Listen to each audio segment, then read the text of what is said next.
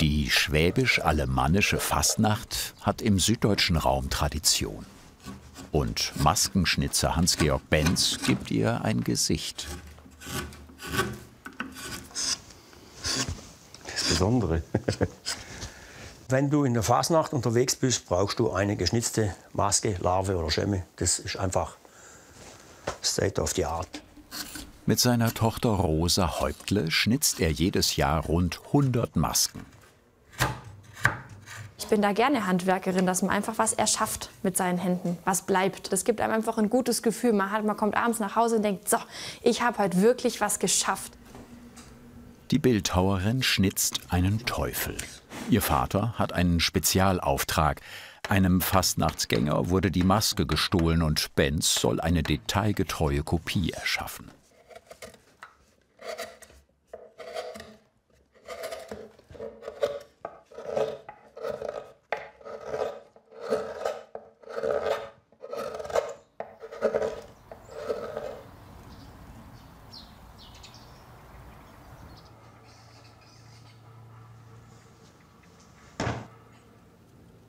Zwei unscharfe Fotos und eine Miniatur geben vor, wie die Maske werden soll. Dieser Maskentyp nennt sich aufgrund seiner Oberfläche Glattlarve. Glattlarve ist einfach so das Barocke, das Schöne, das Feine.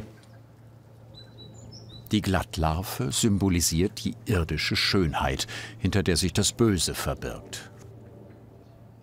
Wir nehmen das rohe Holz und versuchen mal, einfach die grobste Form, die es gibt, festzulegen. Das heißt Nasenspitze, Augenbrauen, Haaransatz und so weiter.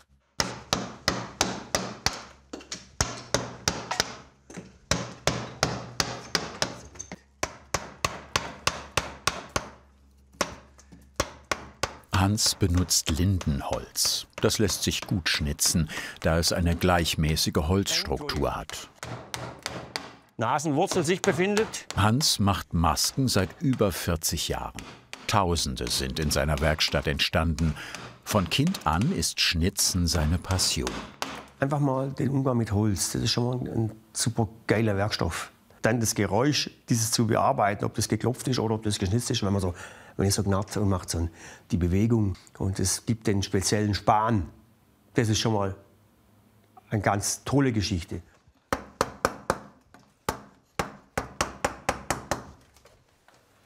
Zwischendurch muss er immer wieder das Foto und die Minilarve zum Vergleich heranziehen.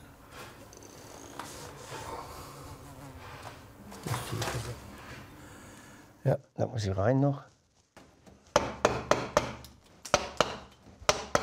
Der Bildhauer schlägt die grobe Anlage aus dem Holz. Das Schnitzen ist nur die halbe Arbeit. Später wird er die Maske noch bemalen.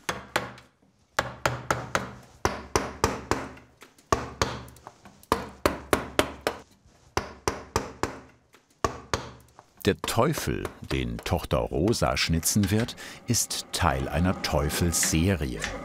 Vater Hans hat den Prototypen geschnitzt und Rosa schnitzt nach diesem Vorbild ihren Teufel. Aber zuerst wird die grobe Anlage gefräst. Die Bildschnitzmaschine, auch Kopierfräse genannt, fräst die grobe Form.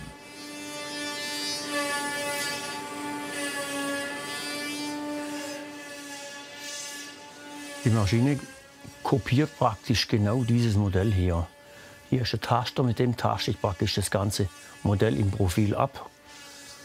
Und so wie ich hier abtaste, parallel, fräsen dann diese Fräser hier aus diesem Stück Holz genau diese Form raus. Die formgebenden, feinen Schnitzereien schafft keine Maschine. Sie werden von Hand gemacht. Rosa schnitzt den Teufel aus Weimutskiefernholz. Ein Holz, das ursprünglich aus Amerika stammt. Für die Teufelshörner benutzt sie viele unterschiedliche Schnitzeisen. Aber wie schnitzt man eigentlich?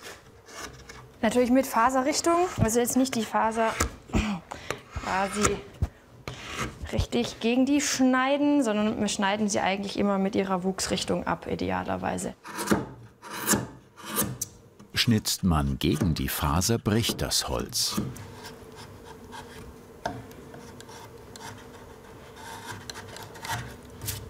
Handwerkliches Geschick, ein gutes Auge und Gefühl für den Werkstoff braucht es zum Schnitzen. Zwischendurch tastet sie immer wieder über das Holz. Ich habe einfach jetzt noch mal geguckt bei dem Horn. Soll ja irgendwie homogene Form haben, keine Huppel drin und hier oben ist noch einer. Und dann kann ich einfach noch mal ein Schnitzmesser oder einem anderen Eisen drüber. Ich das dann mehr.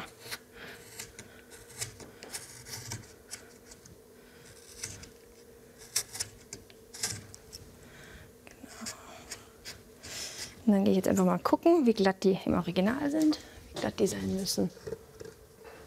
Okay, gut, alles gut. Kann's eckig lassen.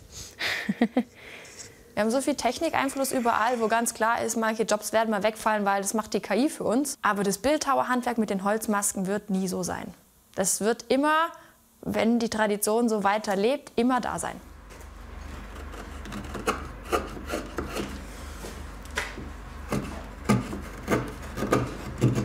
Obwohl es eine Serie ist, gestaltet Familie Benz jeden Teufel ein bisschen anders. Ich finde das Schöne, wenn man einfach auch in der Zunft, wenn man die auf der Straße sieht, ein bisschen gucken kann, dass nicht alle gleich sind und in den kleinen Details eigentlich ein bisschen gucken muss, wo jetzt so ein bisschen der Unterschied liegt. Dann ist es ja doch irgendwo ein bisschen individuell einfach. Die Maskenschnitzerin geht selbst gerne auf die Fastnacht. Dort trifft sie ihre Masken wieder. Das war letztes Jahr, habe ich einen Verein eben getroffen, wo ich selber auch unterwegs war. Und ich habe mich so gefreut, weil ich wusste, das ist meine und das ist auch meine und die ist auch von mir. Weil ich hatte die sonst nie noch irgendwo gesehen und da dachte ich schon, ja, die habe ich gemacht. Genau, das ist dann schon auch ein cooles Gefühl gewesen, ja.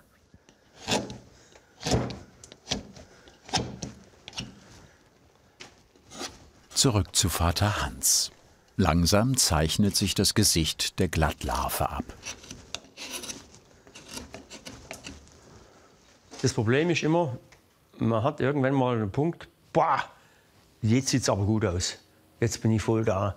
Dann machen wir weiter und es verliert sich. Scheiße, wo ist das alles wieder? Das war doch schon mal da. Was einmal weggehauen ist, lässt sich später nicht mehr schnitzen.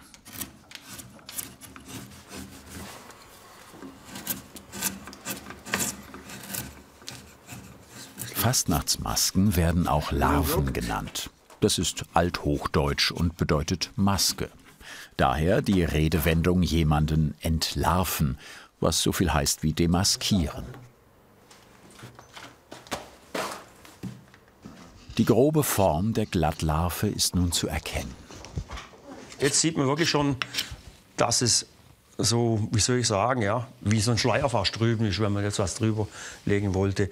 Und es ist alles ja darunter eigentlich. Und das gilt es einfach jetzt, diese Punkte, die darunter liegen, die eigentlich praktisch das Tuch nicht ausgleicht, weil es ja nicht in jede Vertiefung reingeht, das rauszuholen. Wenn das aber stimmt, kann eigentlich beim anderen nicht mehr viel passieren.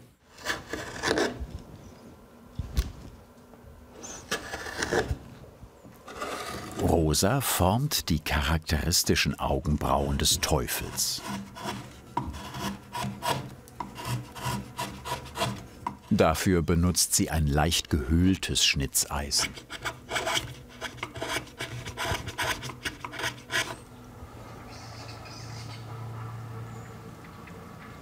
Der Larvenschnitzer legt die Strähnen so an, dass eine über der anderen liegt. So wirken die Haare natürlich. Zwischen jede Strähne hüllt er eine Vertiefung. Dafür benutzt er ein Schnitzeisen in V-Form, den sogenannten Geißfuß.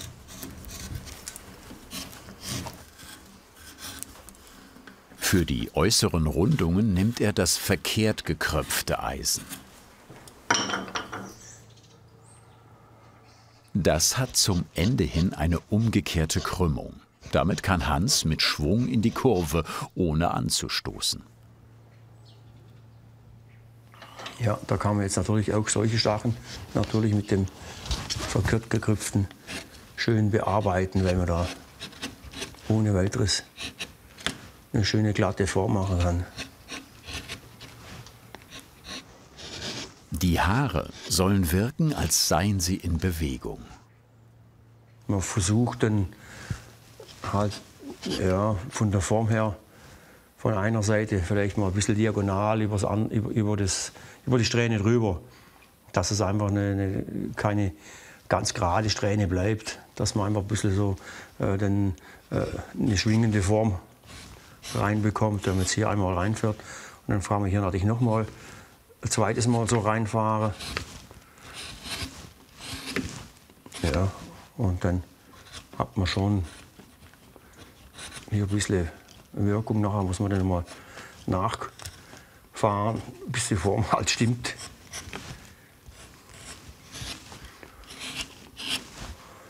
So, und es wirkt das halt schon ganz anders, wenn man bloß das alles gerade reinfährt.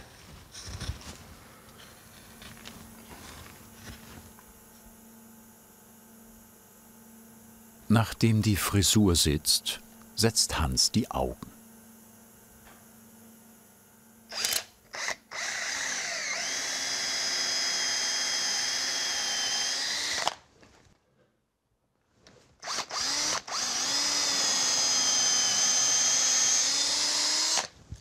Man sieht jetzt, wenn man die Augen reinbohrt, dann hat das Ding schon mal Leben. Vorher war noch gar nichts da. Also wenn man nur den Augapfel macht, hat man praktisch noch kein Leben drin. Um das Auge zu schnitzen, arbeitet Hans mit einem gekröpften Eisen. Das ist im vorderen Drittel gebogen und eignet sich gut für Aushöhlungen.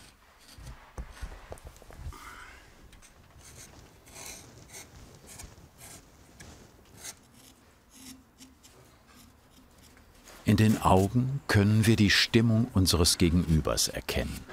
In der Bildhauerei sind die Augen deshalb wichtig, um Emotionen darzustellen.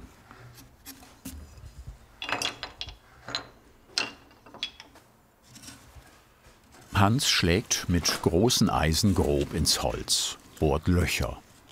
Dann gestaltet er Augen. Sieht er sich selbst als Handwerker oder als Künstler? Das ist eh schon so eine Geschichte mit Handwerk und Kunst. Das geht ja hier zum Teil schon fließend über. Ja, man würde zum Beispiel nicht sagen, so ein Michelangelo war ein Handwerker. So, was hat er gemacht? Große Figuren aus Stein gemeißelt. Ja, ist er jetzt ein Steinmetzer oder was ist er jetzt? Hans macht noch letzte Details. Dann ist die Vorderseite seiner Larve fertig.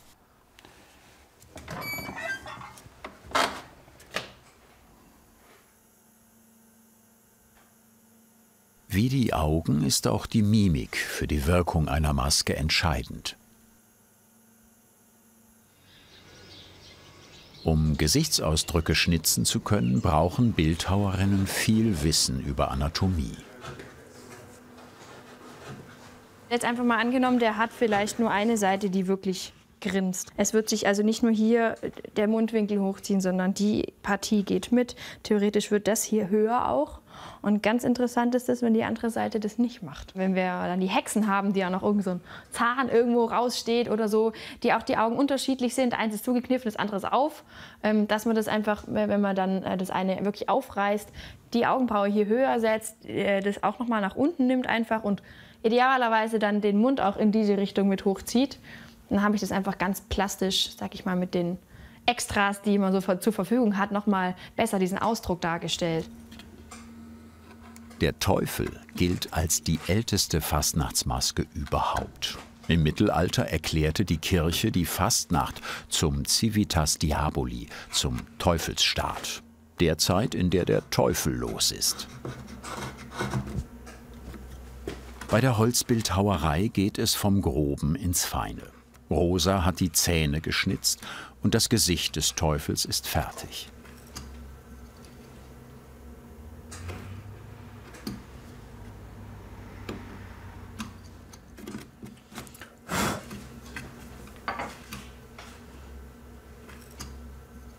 Später wird die Maske noch bemalt.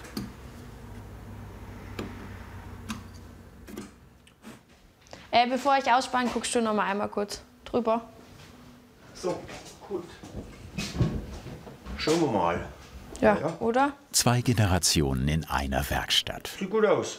Ich lasse ihr einfach die größtmögliche Freiheit, die sie hat, um sich voll zu entfalten. Das kann nur passieren, diese Entfaltung, das eigene, wenn man es loslässt und einfach frei machen lässt.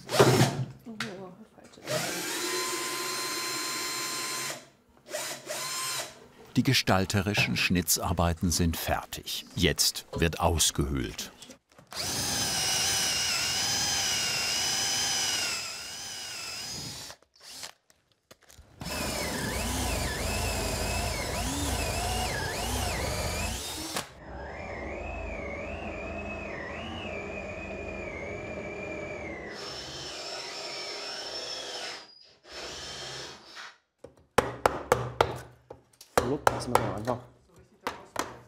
Und aushöhlen ist ein richtiger Kraftakt.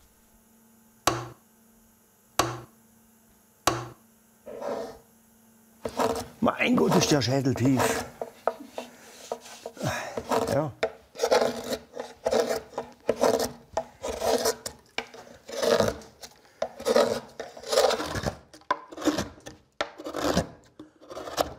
Das ist ein richtiger Dickschädel.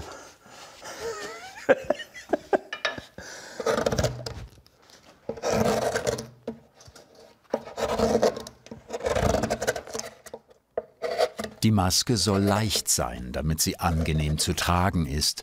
Das Holz ist lediglich 5 mm dick. Jetzt darf er sich keinen groben Schnitzer leisten. So, jetzt kommen wir dann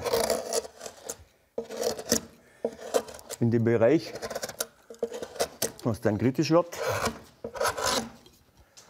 Da schauen wir mal durch, bis er schon hell wird. Hoffentlich nicht. Jetzt muss ich aber gegen die Sonne gucken. Hans überprüft die Dicke des Holzes, indem er die Maske gegen das Licht hält. Ah ja, wird noch nicht hell.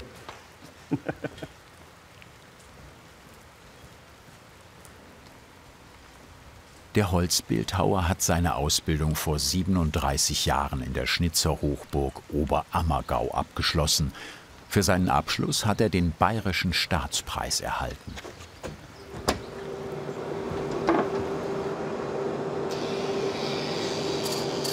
Obwohl die Glattlarve typisch für die süddeutsche Fastnacht ist, kommt sie ursprünglich gar nicht aus Deutschland, sondern aus Italien. Erste Belege finden sich schon vor dem Jahr 1500. Hans Vater war ebenfalls leidenschaftlicher Maskenschnitzer. Von ihm hat Hans das Schleifen gelernt. Man musste als Kind, muss ich fast sagen, schon dem Vater helfen, die Masken schleifen. Die Larven müssen geschliffen werden, sagt der Vater. Hier hast du Schleifkotz, so, jetzt ran. Glatt machen. Ah, hast du mir wieder die ganzen Konturen weggeschliffen? Ja, in dem Alter war ja nicht ganz so einfach. So. Also, es ist mir geblieben, schleifen tue ich nicht gern.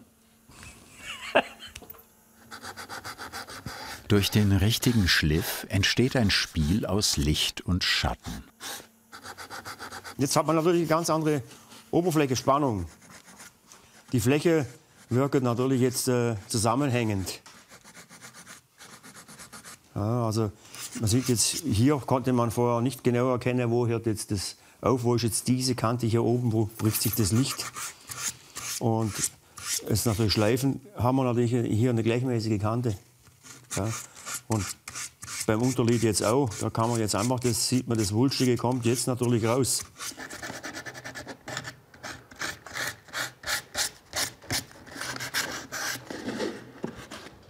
Jetzt werden die Masken gefasst. Das bedeutet bemalt. Rosa hält sich bei ihrem Teufel an die Vorlage, die ihr Vater geschnitzt und bemalt hat. So, jetzt mal noch zwischen den Zähnen weiß machen.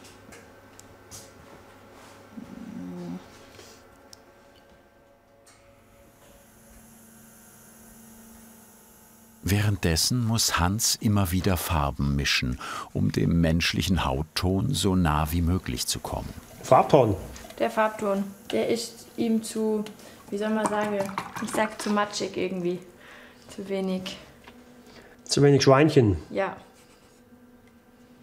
Zu wenig Schweinchen. Jetzt gucken wir mal, was rauskommt. Ja, hoffentlich nicht ganz so rosa. Ja. Das ist brutal hell. Ja, nur langsam. Das lassen wir jetzt mal trocknen. Und dann kann man sehen, gefällt mir der Farbton oder gefällt er mir nicht.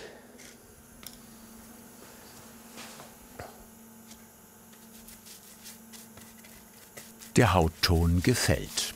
Hans trägt mehrere Farbschichten auf.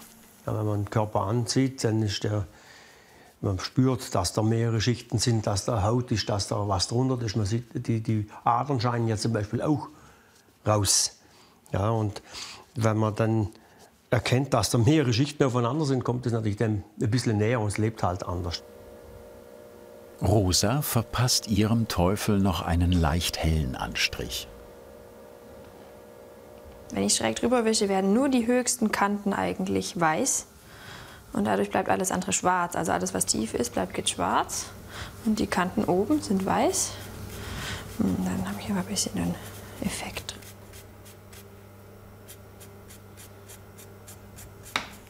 Währenddessen macht dem Vater die genaue Farbgebung der Glattlarve Kopfzerbrechen.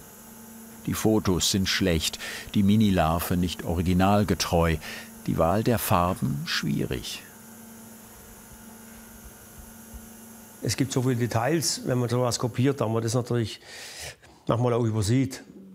Optisch grob, ja, passt es schon. Aber wenn man da genau guckt, da kann man da immer noch was finden. Dann nochmal. Da stehe ich mir halt manchmal selber im Weg, weil ich dann denke, nein, das muss noch besser, noch besser. Ja, schlussendlich sagen die Leute, ja, sie kommen da zu mir und lassen es bei mir machen, das hat einen Grund. Weil ich halt dann so ein Tieflissscheißer bin. Während Rosa weiße Farbe für die Tiefenwirkung benutzt hat, geht Hans den umgekehrten Weg. Er wischt die frische Farbe wieder ab.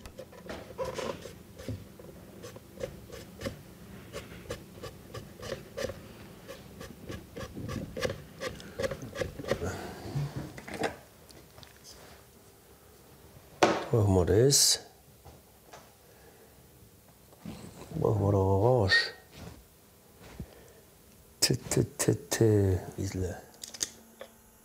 Oh. Auch beim Fassen der Lippen ist Hans detailverliebt. Die vorderen Teile der Lippe sollen heller, die hinteren dunkler sein. Er malt einen Verlauf. So, jetzt gucke ich mal schnell, ich drehe mal schnell, wie es aussieht. Ja, ich glaube, ich mache sie höher und größer, die Unterlippe. Oder was sagst du, Rosa, von Entfernung? Nicht weiter nach unten malen noch. Ich glaube, die wird sonst zu, sonst kriegt er so eine Schmoddlippe nach unten raus. Ja. Botox wollen wir nicht.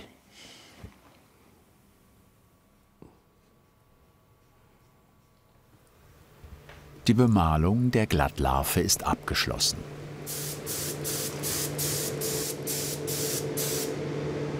Hans sprüht einen Universal-Schichtlack auf. Der ist kratzfest und schützt die Farbe.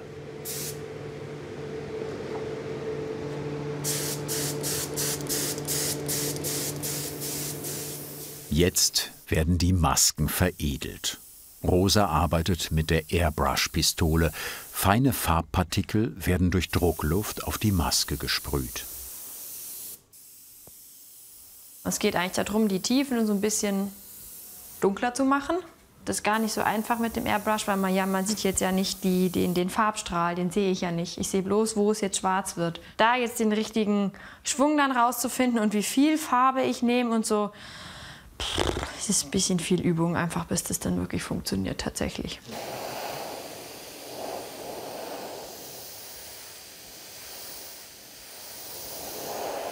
Die Hautfarbe nennt man in der Fassmalerei Inkarnat.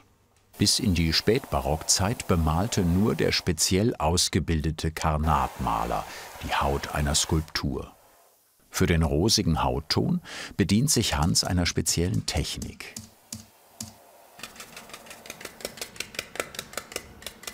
Stupftechnik ist einfach am besten geeignet, um diese leichte, tintige Flüssigkeit gut zu verteilen. Das sind ja die ganzen Pinselhaare, die praktisch dann jedes einzelne ja ein bisschen Farbe aufnimmt. Durch die tintige Konsistenz scheint der Untergrund durch und man hat dann einfach die Möglichkeit, eben das so ein bisschen übergangslos zu stupfen.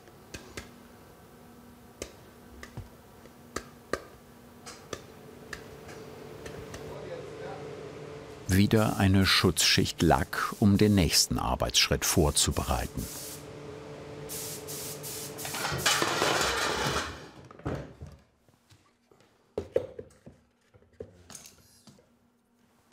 Die Maske wird mit dunkler Farbe kräftig beschmutzt.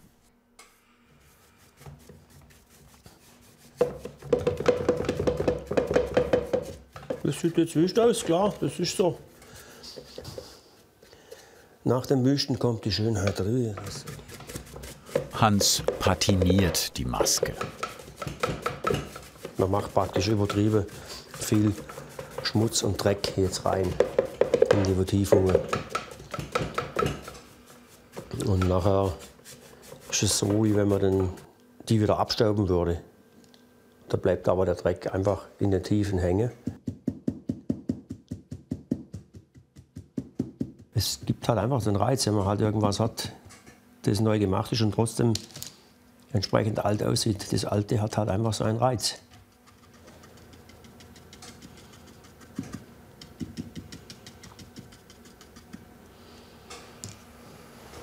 Der Bildhauer arbeitet bis zum letzten Moment mit großer Sorgfalt und Leidenschaft.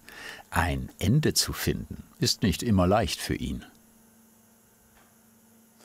Gut, also Flecke gut. Ich höre jetzt auf, ich habe auch keine Lust mehr. Fertig, bin jetzt durch. Habe alles gegeben, da wird es rauskommen. Lack drauf, fertig. Ja. Nicht mehr drauf schauen, sonst findest du immer noch was. Ach, da könnte noch mal, da könnte noch mal. Nee, nee. Kopf schließen. Kopf schließen. Ja, ist einfach, ja. Rosa trägt ihrem Teufel noch die letzte Patina auf.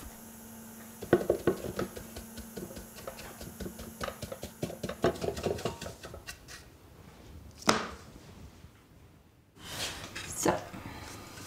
Jetzt vergleichen Vater und Tochter das ursprüngliche Modell von Hans mit Rosas neu geschnitzter und bemalter Maske.